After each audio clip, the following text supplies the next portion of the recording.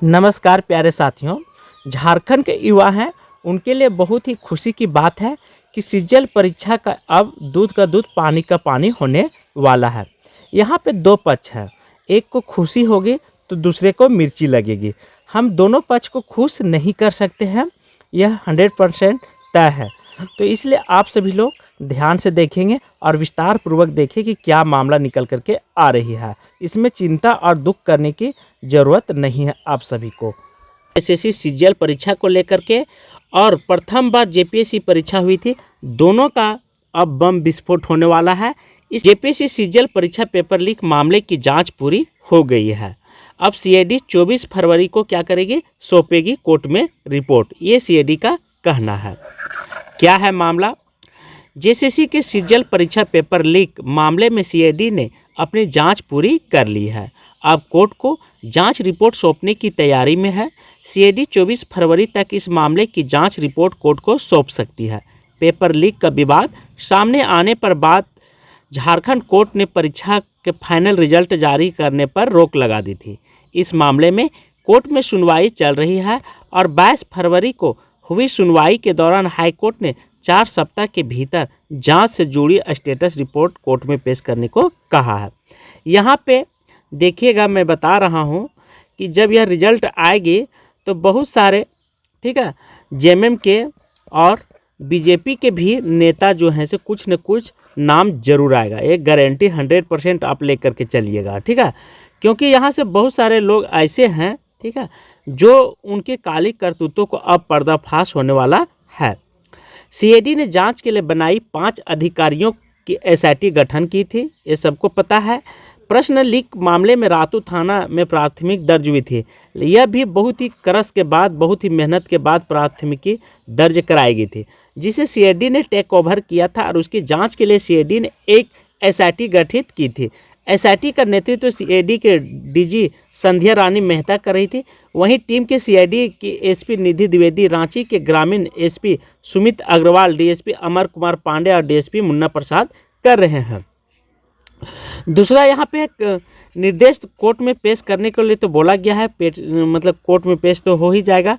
और सीजीएल परीक्षा के अभ्यर्थियों ने यह आरोप लगाया था कि परीक्षा से पहले कुछ अभ्यर्थियों को प्रश्न पत्र लीक हो गए। ये बात सत्य है, क्योंकि यदि पारा टीचर को सचिवालय में हो जाना तो आप इससे अनुमान लगा सकते हैं कि कितना वह पैसा कहाँ तक उसकी पहुँच थी। प्रथम पाली में सामान्य पेपर 3 की परीक्षा हुई थी। जो पहले की पैटर्न थी परीक्षा लेने का, वो 1, 2, 3, तो प्रथम पाली में जो था वो पेपर 1 जिसमें पास होने का रहता था, क्वालिफाई पेपर रहता था। पेपर 2 में खोटा या क्षेत्रीय भाषा की होती थी और पेपर 3 जो था से मेन पेपर होता था जिसमें मेरिट लिस्ट, तो मेरिट लिस्ट 2 और 3 पर होता था। लेकिन इस वर्ष क्या हुआ कि उल्टा लिया गया, 3 फिर 2 फिर 1, इस तरह से परीक्षा ली गई ताकि धांधली से बचा जा सके। लेकिन क्या हुआ, उस दिन नेट भी बंद कर दी गई थी। नेट बंद करने से करोड़ों रुपया का सरकार की नुकसान होती है, लेकिन यह लोग समझ नहीं पाए और आनन फानन में नेट को बंद कर दी गई। इसीलिए सवाल उठ रही है कि नेट होने के बाद भी, बंद होने के बाद भी इस तरह की मामला आती है तो फिर कहीं न कहीं इसमें ज़रूर है मिलीभगत। सवालों के जवाब कुछ अभ्यर्थियों को परीक्षा से पूर्व ही मिल गई थी, ऐसा विद्यार्थियों का कहना है। इस संबंध में अभ्यर्थी ने अलग अलग सेंटरों से मिले वीडियो और फोटो साक्ष्य के रूप में मोबाइल के साथ एसआईटी को जांच के लिए सौंपे थे, जिसे एसआईटी ने फोरेंसिक लैब में जांच के लिए भेज दिया है। बहुत अच्छी खबर निकल कर के आ रही है। और सेकेंड है जेपीएससी। यहाँ पे सेकेंड मामला है जेपीएससी 1 और 2 परीक्षा में हुई गड़बड़ी की सीबीआई जांच 17 को अब पूरा होने वाला है। झारखंड में देखिए 2000 झारखंड बन करके अलग हुआ। यहाँ के नेता को जो चरित्र है वह बहुत ही गंदा है, तो 2000 में बन कर अलग हुआ और 2003 में जेपीएससी प्रथम 2 की बहाली हुई थी। उसी समय बीजेपी का भी शासन था। और सोचिए कि इन लोगों ने अपने ही रिलेटिव के बच्चों को, छात्र को अफसर बना दिया। किसान के बाल बच्चे भाड़ में चले गए।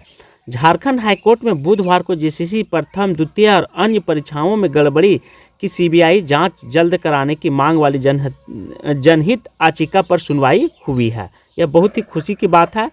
अब यहाँ से बहुत सारे मगरमच्छ को मिर्ची लगेगी, बहुत मगरमच्छ जो है से चले जाएंगे हॉस्पिटल में।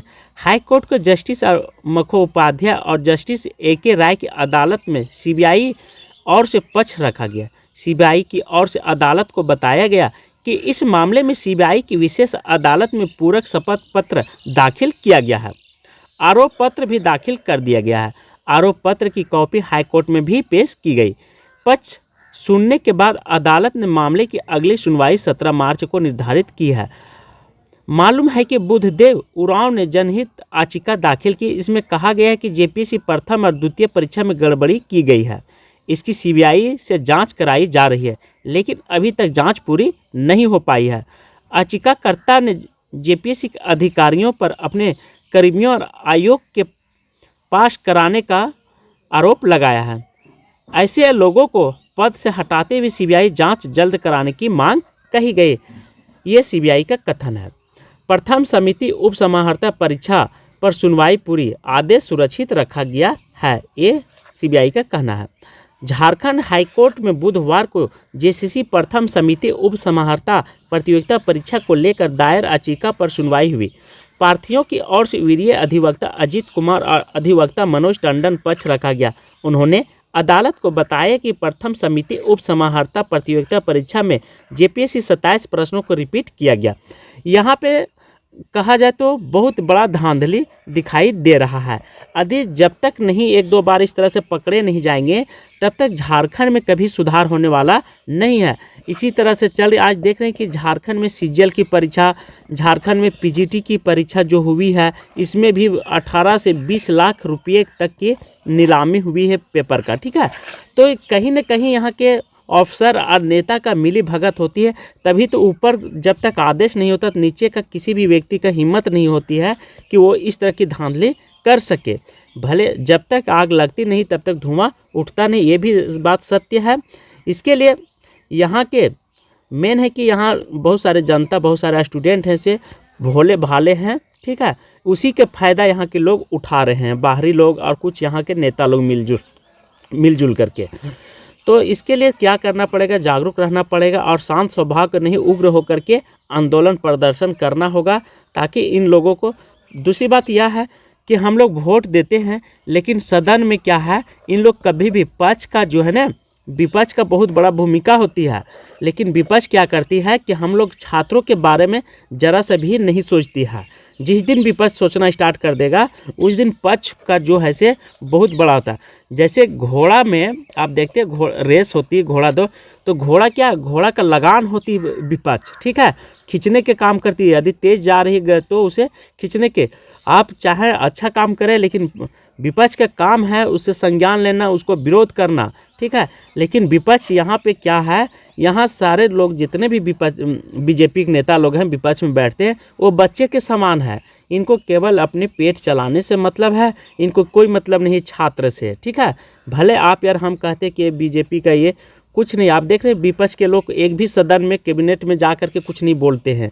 अभी जैसे कैबिनेट की बैठक हो रही है 8 फरवरी से 20 फरवरी के बीच में, 22 फरवरी तक चलेगी, तो आप देख लीजिएगा इनके करतूतों का आपको सामने आ जाएगा, क्योंकि आप तो लाइव चल रही है, बहुत सारी चीज़ पता चल जाता है मिनटों में।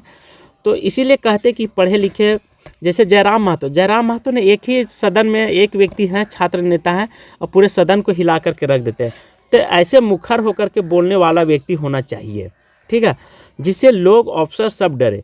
ऐसा करना सही नहीं। प्रार्थियों ने मेरिट लिस्ट को रद्द करने का आग्रह किया है। वही राज्य सरकार जेपीएससी की ओर से महाअधिवक्ता ने प्रार्थियों की दलील का विरोध किया है। उन्होंने अदालत को बताया कि 27 प्रश्नों का अंक सभी अभ्यर्थियों को बराबर मिला है। ऐसा हो सकता है 27 प्रश्नों का अंक सभी को एक जैसा मिलना मुश्किल है, एक जैसा लिख ही नहीं पाएंगे तो मिलेगा कहाँ से।